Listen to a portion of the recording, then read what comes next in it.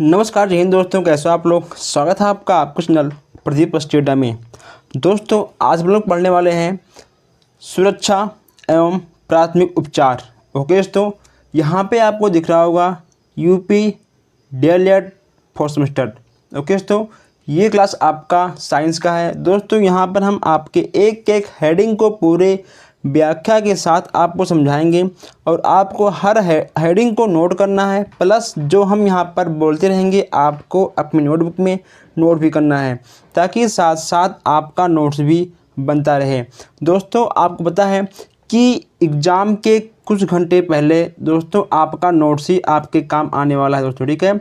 ना मेरा ये वीडियो और ना आपका कोई गाइड काम आएगा, केवल आपका नोट्स ही आपके काम आने वाला है। ओके तो दोस्तों अगर आपने अभी तक हमारे चैनल को सब्सक्राइब नहीं किया है तो सब्सक्राइब कर लीजिए, ताकि हर वीडियो आप तक सबसे पहले पहुंचे। ओके दोस्तों, और अगर आपको ये क्लास अच्छी लगे तो आप लोग वीडियो को ज़रूर लाइक करिएगा, प्लस शेयर भी करिएगा। ओके दोस्तों, तो यहाँ पे आपको दिख रहा होगा पहला हेडिंग आपका है प्राथमिक चिकित्सा की आवश्यकता एवं महत्व। यानी यहाँ पर आपसे पूछा गया है, आपके एग्जाम में ऐसे क्वेश्चन आएंगे, ठीक है। आपसे पूछा जाएगा कि प्राथमिक चिकित्सा की आवश्यकता एवं महत्व क्यों पड़ती है, यानी प्राथमिक चिकित्सा की आवश्यकता हमें क्यों पड़ती है और उसका महत्व क्या है, ठीक है। आपसे अलग अलग भी हेडिंग में ये क्वेश्चन आ सकते हैं। तो और आप लोग एक पेन और एक कॉपी लीजिए और आप लोग लिखना शुरू करिए, ठीक है। पहले आप डालिए हेडिंग प्राथमिक चिकित्सा की आवश्यकता एवं महत्व। ओके दोस्तों, अब यहाँ देखिए हम बात करते हैं कि आपको आवश्यक क्यों है, आपकी जो प्राथमिक चिकित्सा है आपको इतनी आवश्यक क्यों पड़ती है। ओके दोस्तों, देखिए दोस्तों आप लोग लिखिए किसी दुर्घटना के समय डॉक्टरी सहायता आने से पूर्व रोगी घायल को तत्काल उपलब्ध सहायता को प्राथमिक सहायता कहते हैं या प्राथमिक चिकित्सा कहते हैं। यानी दोस्तों अगर मान लो आप कहीं जा रहे हो, ठीक है, भगवान न करे ऐसा हो जाए, अगर मान लो कहीं रास्ते में कोई दुर्घटना घट गया और तुरंत, ठीक है, डॉक्टर के आने से पहले ही जो उपचार होता है उसे बोलते हैं प्राथमिक उपचार, ठीक है। डॉक्टर के आने से पहले जो आपका उपचार होगा उसे हम लोग, ठीक है दोस्तों, बोलते हैं प्राथमिक उपचार, ठीक है। नेक्स्ट आपका है प्राथमिक चिकित्सा के उद्देश्य, यानी इसका उद्देश्य क्या होना चाहिए दोस्तों, ठीक है। अब यहाँ पे आपको, ठीक है, एक एक पॉइंट लिखना, ठीक है दोस्तों, पॉइंट 1, पॉइंट 2, ठीक है, पॉइंट 3। आपको हर क्वेश्चंस को पॉइंट पॉइंट में लिखोगे दोस्तों। अगर ठीक है आप एग्जाम में पॉइंट टू पॉइंट लिखते हो तो कहीं ना कहीं आपका अगर 2 नंबर का है तो आपको 2 नंबर, अगर ठीक है कोई क्वेश्चंस आपका 1 नंबर का है, ठीक है, तो आपको 1 नंबर मिल जाएगा, आपका इसमें से एक भी नंबर नहीं कटेगा। तो यहाँ हम लोग बात करते हैं प्राथमिक चिकित्सा के उद्देश्य। तो इसका दोस्तों फर्स्ट उद्देश्य क्या है, चोटग्रस्त व्यक्ति के जीवन की सुरक्षा करना। जैसे कि मान लो कोई व्यक्ति गिर गया या फिर उसे कुछ हो गया तो उसकी जीवन की रक्षा करना ही यह प्राथमिक चिकित्सा का उद्देश्य है। दूसरा आपका है चोटग्रस्त अंगों में शीघ्र दवा लगाना, ठीक है दोस्तों। जहाँ पे चोट लगा हुआ है वहाँ आप सबसे पहले मरहम पट्टी करेंगे ताकि जो खून है खून रुक जाए।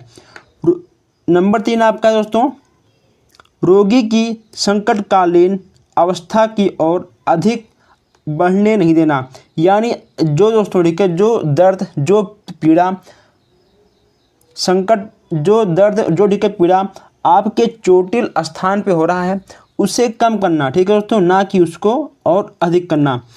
आपका नंबर 4 लिखिए आप लोग। अब रोगी अत्यंत गंभीर स्थिति में ना हो। ओके दोस्तों, रोगी जो है अत्यंत गंभीर स्थिति में ना आए, तुरंत उसे अस्पताल में लेकर जाएं। ओके दोस्तों, तो ये आप लिखे थे 4 पॉइंट, आप इन 4 पॉइंट से 2 नंबर पा जाओगे। नेक्स्ट आपका यहाँ पर प्राथमिक चिकित्सा के समान सिद्धांत, यानी जो आपका प्राथमिक चिकित्सा है उसका समान सिद्धांत क्या है दोस्तों, ठीक है। बस केवल आपको 3 से 4, ठीक है, बस केवल आपको 3 से 4 पॉइंट में लिखना है, तब भी आपको मिलेगा 2 नंबर, ठीक है। अगर आप लिख कर आओगे 10 पॉइंट, ठीक, तब भी आपको मिलेगा दोस्तों, ठीक है, 2 नंबर। तो बस केवल आपको हर हेडिंग में, ठीक है, आपको हर हेडिंग में केवल बस 4 से 5 पॉइंट ही लिखना है और आपको अधिक लिखने की कोई भी आवश्यकता नहीं है। पहला आपका हो जाएगा, अब यहाँ पे लिखिए आप लोग हेडिंग, ठीक है, ये आपको हो जाएगा हेडिंग। आप लिखिए पहला, घायल व्यक्ति की अवस्था की जांच करें तथा उसकी श्वास, ठीक है दोस्तों, उसकी श्वास नियमित रूप से चलती रहे, उससे पहले रोगी को तुरंत अस्पताल में भेज दिया जाए। ओके दोस्तों, अब आप लिखो यहाँ पर नंबर 2, घायल चोट, रोग अथवा भय का बाहरी कारण को तुरंत दूर करें। अगर मान लो, ठीक है दोस्तों, रोगी, ठीक है, अगर मान लो रोगी डरा हुआ है तो सबसे पहले आपको उसके डर को ख़त्म करना है, ठीक है। नेक्स्ट आपका होगा नंबर 3, घायल के पास से भीड़ को हटा देना चाहिए जिससे उसे स्वच्छ और शुद्ध वायु प्राप्त हो सके। अगर मान लो दोस्तों कोई व्यक्ति सड़क पे गिरा है, ठीक है, अगर मान लो उसे चोट लग गया है तो उसके आसपास भीड़ ना लगाएं, उसके दूर रहें ताकि उसे खुला हवा और अच्छा वातावरण मिल सके। नेक्स्ट आपका है नंबर 4। नंबर 4 आपका है, घायल को धूप या ठंड से बचाया जाए। ओके, तो अगर मान लो कोई भी व्यक्ति घायल है तो उसे धूप से हटाकर कहीं छाँव में, अगर ठीक है मान लो ठंडी का महीना है तो उसे ठंड से हटा के, ठीक है दोस्तों, उसे आग के पास लेकर जाया जाए ताकि उसकी हालत थोड़ी सी अच्छी हो जाए। अब यहाँ पे आपको लिखना है नंबर 5, आपको लिखना है नंबर 5, चाय, दूध एवं औषधि के देने के समय का ज्ञान होना, यानी आपको रोगी को कब चाय देना है, कब दूध, कब दवा, इसका आपको विशेष ध्यान रखना है दोस्तों, ठीक है। और प्राथमिक चिकित्सा में मन की शांति और हृदय रखकर कार्य करना चाहिए। ये पॉइंट डॉक्टरों के लिए है और आपके लिए है। अगर मान लो आप किसी के साथ हो तो वहाँ पे आपको मन को शांत रखकर और धैर्य में रखकर आपको सारा काम करने की आवश्यकता है, ना कि आप भी परेशान रहो और जो ठीक है आपका रोगी है वो भी तो परेशान रहे। नेक्स्ट यहाँ पे आपका है प्राथमिक चिकित्सा पेटी। ओके दोस्तों, पेटी यानी बॉक्स है जो आपका इमरजेंसी बॉक्स होता है। प्राथमिक चिकित्सा जो ठीक है आपको दोस्तों पेटी होता है। अगर ठीक है आपसे पूछ ले एग्जाम में कि प्राथमिक चिकित्सा पेटी में क्या क्या रखा जाता है, यानी उस डिब्बे में जो आपका फर्स्ट एड का डिब्बा होता है उसके डिब्बे में क्या क्या होता है, तो आपको लिखना है रुई, धागा, पेन, फीता, कैंची, सुई। दोस्तों यहाँ पे मैं लिख दे रहा हूँ, ठीक है, आप लोग भी हमारे साथ साथ लिखते रहिए। यहाँ पे आपको हो जाएगा रुई, धागा, ओके दोस्तों, पिन के बाद आपका जाएगा फीता, उसके बाद आपका होगा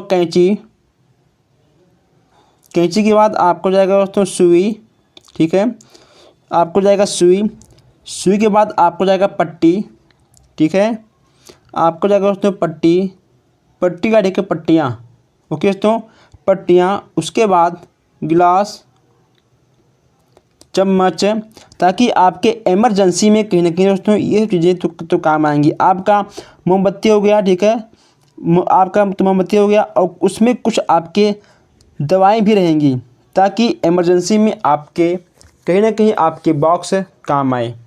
नेक्स्ट आपका है प्राथमिक चिकित्सा, 1 मिनट।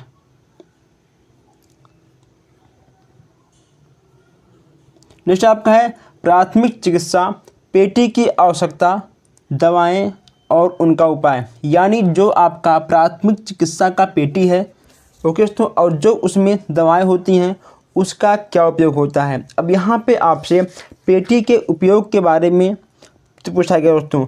अगर ठीक है बात करें पेटी के उपयोग के बारे में तो आपको पता है कि इमरजेंसी में आपके प्राथमिक चिकित्सा पेटी ही काम आते हैं और कुछ नहीं काम आएगा।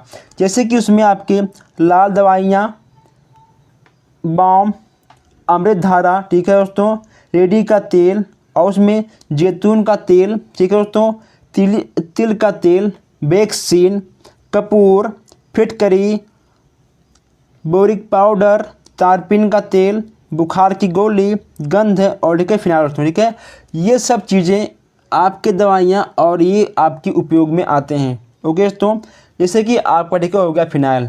ओके दोस्तों, तो जहाँ पे आपका रोगी लेटा हुआ है वहाँ पे ठीक है टाइम टाइम से पोछा मारना, गंदगी को दूर करना, ये सब आपके फिनाइल, तारपीन का तेल, ओके दोस्तों, आपका फिटकरी हो गया, आपका हो गया बेरिंग पाउडर, ये सब आपके काम आते हैं। नेक्स्ट आपका है प्राथमिक चिकित्सा में मरहम पट्टी। दोस्तों जहाँ पे नाम आएगा रोगियों का वहाँ पे कहीं ना कहीं आपका मरहम पट्टी का नाम जरूर आएगा। अगर मान लो आपको चोट लगती है तो आप मरहम पट्टी जरूर करते हो। चलिए ये आपका ठीक है था मरहम पट्टी। अब यहाँ पे आपके दिमाग में एक बात और आ रही होगी कि मरहम पट्टी कितने प्रकार के होते हैं। तो दोस्तों जाहिर सी बात है आपके मरहम पट्टी केवल 2 टाइप के होते हैं। कितने? आपके केवल बस 2 टाइप के होते हैं। कौन कौन से होते हैं? आपको जाएगा एक सूखी मरहम पट्टी और नेक्स्ट आपको हो जाएगा एक गीली मरहम पट्टी। ओके दोस्तों, बस केवल आपके 2 टाइप के मरहम पट्टी होते हैं। आपसे एग्जाम में पूछा जाएगा कि मरहम पट्टी कितने प्रकार के होते हैं, या फिर आपसे ऐसे क्वेश्चन बन जाएगा कि प्राथमिक चिकित्सा में मरहम पट्टी कितने प्रकार के होते हैं, तो आपका हो जाएगा सूखी मरहम पट्टी या फिर गीली मरहम पट्टी। दोस्तों इन दोनों का अलग अलग उपयोग होता है। ठीक है, सूखी मरहम पट्टी और गीली मरहम पट्टी का इन दोनों का दोस्तों अलग अलग उपयोग होता है। ठीक है, यहाँ हम सबसे पहले बात करेंगे सूखी मरहम पट्टी का उपयोग आपका सबसे पहले कहाँ होता है। जहाँ जिस घाव में देखो तो जिस घाव में तेज़ी के साथ आपके रक्त बाहर निकल रहे होंगे वहाँ पे आपका सूखी मरहम पट्टी का उपयोग होगा, ताकि आपके घाव से जो रक्त निकल रहा है वह रुक जाए। घाव को और अधिक चोट से बचाने के लिए आपका सूखी पट्टी का उपयोग किया जाता है। घाव के संक्रमण को रोकने के लिए आपका सूखी पट्टी का उपयोग किया जाता है। आप लोग हर एक बातों को सुनिए और उसे अपनी नोटबुक में नोट करते हुए आगे बढ़िए। घाव को भरने की सहायता देने के लिए क्या सूखी पट्टी का उपयोग किया जाता है। घाव पर इच्छित दबाव डालने के लिए किसका उपयोग? सूखी पट्टी का उपयोग। ओके दोस्तों, और कीटाणुओं से बचाने के लिए आपका सूखी पट्टी का उपयोग किया जाता है। ओके दोस्तों, तो ये थे आपके 4-5 पॉइंट। अगर मान लो हम थोड़ा तेज़ बोल रहे होंगे तो आप लोग बाद में वीडियो को धीमा करके और अच्छे से लिखते हुए साथ में आगे बढ़िए। मैं इतना तेज़ इसलिए बोल रहा हूँ ताकि कम टाइम में आपको अधिक से अधिक जानकारी मिल सके, आपका टाइम भी ना खराब हो। दोस्तों अगर आपको ये क्लास अच्छी लग रही हो तो आप लोग वीडियो को लाइक करिए, शेयर करिए, ठीक है, प्लस आप लोग सब्सक्राइब करिए। और अगर आपके कोई भी सवाल हो तो आप बेहिचक कमेंट बॉक्स में अपना कमेंट भी लिख सकते हो। अब यहाँ पे हम बात करते हैं पट्टियों के प्रकार दोस्तों। ठीक है, जहाँ पे आपका मरहम पट्टी की बात की जाएगी वहाँ पे आपका हो जाएगा। ओके दोस्तों, यहाँ पे ठीक है आपका एक पॉइंट छूट रहा था, गीली मरहम पट्टी। ठीक है, आप लोगों ने सूखी मरहम पट्टी सुन लिया है और लिख भी लिया होगा, आप लोग समझ गए होंगे। अब यहाँ हम बात करते हैं गीली मरहम पट्टी की। गीली मरहम पट्टी दोस्तों कितने प्रकार के होते हैं? 2। कभी कभी आपसे एग्जाम में आ जाएगा कि गीली मरहम पट्टी कितने प्रकार के होते हैं। अब आप लोग सोचेंगे कि जब सूखी मरहम पट्टी के कोई तो प्रकार नहीं होता। ओके दोस्तों, सूखी मरहम पट्टी का कोई प्रकार नहीं होता, लेकिन आपके गीली मरहम पट्टी का 2 टाइप होता है। कितना? 2। कौन कौन सा होता है? एक होता है आपका ठंडे सेक वाली, ओके दोस्तों, और एक होता है आपका गर्म सेक वाली, यानी ठंडा और गर्म। जो आपका गीला पट्टी होता है दोस्तों, ये आपके 2 टाइप के होते हैं, एक ठंडे सेक वाली, ठीक है, और एक गर्म सेक वाली। अब दोस्तों यहाँ पे बात एक और बन के आती है, यानी यहाँ पे आज आपको क्वेश्चंस पर क्वेश्चंस देखने को मिल रहा है, क्वेश्चंस पे क्वेश्चंस आपको यहाँ पर सुनने को मिल रहा है। दोस्तों हम बोलने के साथ साथ यहाँ पर लिखते हुए आगे बढ़ेंगे तो और अच्छा रहेगा। चलिए अब यहाँ पर दोस्तों हम थोड़ा सा लिखते हुए आगे बढ़ेंगे, जैसे कि आपके जो गीली में हम पट्टी हैं इसके कितने टाइप हैं, 2 हैं, ठीक है। तो पहला आपका हो जाएगा ठंडे ठंडे तो सेक वाली, ठीक है, ठंडे सेक वाली। और दूसरा आपका हो जाएगा गरम, ठीक है, गरम सेक वाली। ओके तो ये आपके हो गए। अब यहाँ पे आपका एक पॉइंट और बन रहा होगा कि ठंडे और गीले का उपयोग कहाँ कहाँ होता है, ठीक है। ये ठंडे और गीले सेक वाली पट्टी क्या है, तो आप लोग सुनते रहिए और लिखते रहिए कि जो आपका ठंडे सेक वाली पट्टी होती है यह पीड़ा के समय आराम देने के लिए, सूजन को कम करने के लिए इसका उपयोग किया जाता है दोस्तों, ठीक है।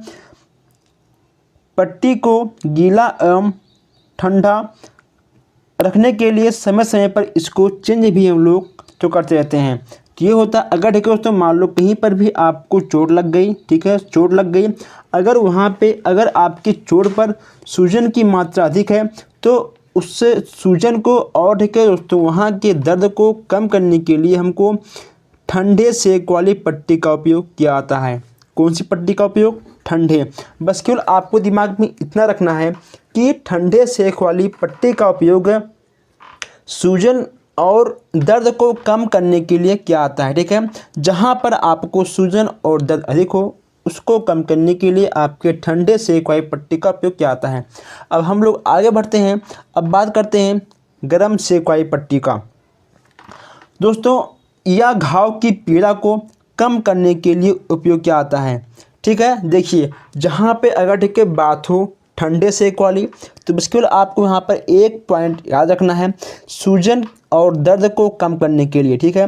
और जहाँ पर आपसे बात किया जाए गरम सेक वाली तो वहाँ पे आपका हो जाएगा घाव के पीड़ा को कम करने के लिए। ओके तो बस केवल आपको ये 2 पॉइंट ही अच्छे से ध्यान रखना है। इन 2 पॉइंट से आपको 2 नंबर मिल जाएगा, किसी का बाप भी आपका ये 2 नंबर नहीं काट पाएगा। दोस्तों अब देखिए यहाँ आती है बात पट्टियों की, ठीक है। पट्टी, जब आपको चोट लगेगी तो कहीं ना कहीं आपके पट्टी का भी उपयोग किया जाएगा। तो यहाँ हम अब बात करते हैं पट्टियों के प्रकार। देखिए दोस्तों अलग अलग बॉडी के पार्ट्स पर अलग अलग टाइप के पट्टियाँ होती हैं, ठीक है दोस्तों। जैसे कि अगर, ठीक है, मान लो आपके हाथ में चोट लग गई, उंगली में, पैर में, कमर में, सिर में, ठीक है, तो उनके अलग अलग, ठीक है दोस्तों, पट्टी बांधने का जो तरीका होता है वह अलग अलग होता है। तो यहाँ पे आपके पट्टी के कितने प्रकार हैं, कितने आपके हैं, यहाँ पे दोस्तों आपके हैं 2 प्रकार से। कौन कौन, तिकोना पट्टी और गोल या लंबी पट्टी। तो यहाँ पे आपका 2 है, तिकोना और, ठीक है, गोल या लंबी पट्टी। तो यहाँ पे गोल और लंबी, उसके बाद आपका, ठीक है, तिकोना। ये आपके पट्टी 2 प्रकार से हैं। अब दोस्तों इनका उपयोग कहाँ कहाँ होता है, ठीक है। इनका उपयोग आपके पूरी बॉडी में होता है, इनका उपयोग आपके पूरी बॉडी में होता है, लेकिन बॉडी के अनुसार इन पट्टियों को चेंज भी किया जाता है। अगर मान लो आपके हाथ में चोट लग गया है तो उसका अलग टाइप होगा, आपके पैर में उसका अलग टाइप होगा, आपके सिर में, ठीक है, आपके कमर में, तो ये अलग अलग दोस्तों, ठीक है, पट्टियाँ बांधी जाती हैं। अब यहाँ देखिए हमने बात किया पट्टी के बांधने को लेकर। ओके दोस्तों अब देखिए यहाँ पे हमने बात किया पट्टी को बांधने को लेकर। और जब आपके पट्टी आपके बॉडी पर बांधे जाएंगे तो दोस्तों कहीं ना कहीं उसमें आपके गांठें भी लगती हैं, ठीक है। आपके पट्टी के बांधने पर आपके गांठ भी लगती हैं। अब यहाँ पे देखिए हम बात करते हैं गांठ, ठीक है दोस्तों। अब देखिए जब आपके पट्टियाँ 2 प्रकार की होती हैं तो आपके गांठ भी कितने प्रकार के होंगे, 2, ठीक है। जब यहाँ पे आपके पट्टी के 2 प्रकार हैं तो यहाँ पे आपके गांठ के भी 2 प्रकार होंगे, यानी अलग अलग बॉडी पे अलग अलग टाइप की पट्टियाँ बांधी जाती हैं। और पट्टियों के हिसाब से दोस्तों देखिए यहाँ पे आपके अलग अलग गांठ भी लगते हैं। अब यहाँ पे आपके दिमाग में एक क्वेश्चन और उठ रहा होगा कि गांठें 2 प्रकार की होती हैं, ठीक है, तो ये गांठें कौन कौन सी होती हैं, इनका नाम क्या है। जब आपके गांठें 2 प्रकार की होती हैं तो उनका नाम क्या है दोस्तों, क्योंकि कभी कभी आपसे एग्जाम में ऐसे क्वेश्चन आ जाएंगे कि गांठ कितने प्रकार की होती हैं, उनका नाम क्या है, उनका नाम लिखिए। तो आप लोग लिख लीजिए कि जो आपकी गांठें हैं, गांठ, ओके दोस्तों, आपके गांठ कितने प्रकार के हैं, 2, ठीक है। पहला कौन सा है आपका, पहला आपका रीफ गांठ, ठीक है, 1 मिनट, पहला आपका है रीफ गांठ और दूसरा आपका है ग्रेनी गांठ, ठीक है, ग्रेनी गांठ, ग्रेनी, ठीक है। ये होंगे आपके 2 प्रकार के गांठ। अब यहाँ पे आपके एक क्वेश्चन और उठ रहे होंगे कि इन दोनों गांठों के, जो गांठ के प्रकार हैं, इन दोनों गांठों का बॉडी पर किस किस अलग अलग पार्ट में क्या आता है। देखिए दोस्तों, हम यहाँ पर क्वेश्चंस एकदम बारीक अंदर होते हुए जा रहे हैं। बस केवल आपको हर टॉपिक को सुनना है और लिखना है। दोस्तों जो देखिए आपका ये होता है रीफ गांठ, ठीक है, ये आपके सिर, ठीक है दोस्तों, ये आपके सिरों में, हाथों में बांधने के काम आएगा, ठीक है। कहाँ पे, आपके सिरों में और हाथों पर ये आपके बांधने के तो काम आएगा दोस्तों। और जो देखिए आपका ये है नेक्स्ट आपका जो है, ये भी देखिए आपके सिर और हाथों में बांधने के काम आता है दोस्तों, लेकिन आपके अलग अलग पोजीशन के हिसाब से ये दोनों काम करते हैं। आपके बॉडी में किस पोजीशन पर चोट लगा है, उसी टाइप से आपकी गांठें चेंज होती रहती हैं। अब यहाँ देखिए हम बात करते हैं अस्थि भंग के प्रकार। अस्थि, अस्थि मतलब दोस्तों क्या होता है, ठीक है, देखिए अस्थि मतलब क्या होता है आपका, अस्थि मतलब आपका होता है हड्डी, ठीक, आपका अस्थि मतलब होता है हड्डी, और भंग माने क्या होता है, टूटना, ठीक है। अस्थि भंग के प्रकार यानी आपके हड्डियों के टूटने के भी तो प्रकार होते हैं। आपने पहली बार सुना होगा कि आपके हड्डियों के टूटने का भी अलग अलग टाइप होता है। कौन कौन सा होता है, समान अस्थिभंग, संयुक्त अस्थिभंग और जटिल अस्थिभंग। ओके दोस्तों, यहाँ पे लिखा है असली, इसलिए आपको दोस्तों गलत है, यहाँ पे आप लिख लीजिए अस्थि, ठीक है, अस्थि, अस्थि। तो अस्थि माने आपका हो गया हड्डी, भंग माने आपका हो गया ठीक है टूटना, और के प्रकार यानी आपके हड्डियों के टूटने के भी प्रकार होते हैं। कौन कौन से, समान, संयुक्त और जटिल। ओके दोस्तों, ये होंगे आपके हड्डियों के टूटने के 3 प्रकार। दोस्तों जितना हमने अभी तक आपको हेडिंग लिखवाया है, अगर आप हेडिंग को लिखकर और जितना हमने बोला है अगर आप सुनकर अपने नोटबुक में अपना नोट बनाते दोस्तों, तो कहीं ना कहीं यहाँ से आपके 4-5 क्वेश्चन आराम से फंस जाएंगे। ओके दोस्तों, अब ठीक है, यहाँ पर आपसे एक क्वेश्चन और एग्जाम में आएगा दोस्तों। आइए अब यहाँ पे देखिए हम थोड़ा सा और बात करते हैं। यहाँ पे आपके एग्जाम में एक क्वेश्चन और आएगा कि जो अस्थिभंग, एक मिनट, जो आपके अस्थिभंग, ठीक है दोस्तों, जो आपके अस्थिभंग होते हैं इनके भी 2 प्रकार होते हैं। कौन कौन से 2 प्रकार होते हैं दोस्तों, अगर देखिए आपको मिल जाएगा प्रत्यक्ष और अप्रत्यक्ष। देखिए पहला आपको जाएगा, ठीक है, प्रत्यक्ष और अप्रत्यक्ष, अप्रत्यक्ष। ओके दोस्तों, प्रत्यक्ष और अप्रत्यक्ष रूप यानी जो आपको दिखता है, ठीक, कभी कभी क्या होता है कि हड्डियां टूट जाती हैं लेकिन हमें नहीं दिखता है, ठीक दोस्तों। अब कभी कभी क्या होता है कि हड्डियां टूटने के बाद भी दिखती हैं, ये होते हैं आपके प्रत्यक्ष और अप्रत्यक्ष। ओके दोस्तों, कभी कभी क्या होता है, ठीक है, आपके बॉडी से खून नहीं निकलेगा, ठीक है, और आपके हड्डियां टूट जाएंगी, हमें दिखेगा नहीं। और कभी कभी क्या होता है कि आपके घाव, ठीक है, आपके घाव बनने के साथ साथ आपकी हड्डियां टूट जाती हैं। तो ये होती है आपकी प्रत्यक्ष और अप्रत्यक्ष अस्थिभंग। ओके दोस्तों, तो बस दोस्तों यहाँ से आपसे बस केवल इतने ही क्वेश्चंस आएंगे। सुरक्षा एवं प्राथमिक उपचार। ओके दोस्तों, सुरक्षा एवं प्राथमिक उपचार से बस केवल आपके इतने ही क्वेश्चंस बनेंगे, इससे आपके कोई भी बाहर से क्वेश्चन नहीं आएंगे। ओके दोस्तों, तो बस दोस्तों आज के लिए इतना ही, हम लोग फिर मिलते हैं नेक्स्ट वीडियो में। तब तक के लिए आप लोग वीडियो को लाइक करिए, शेयर करिए। Thank you.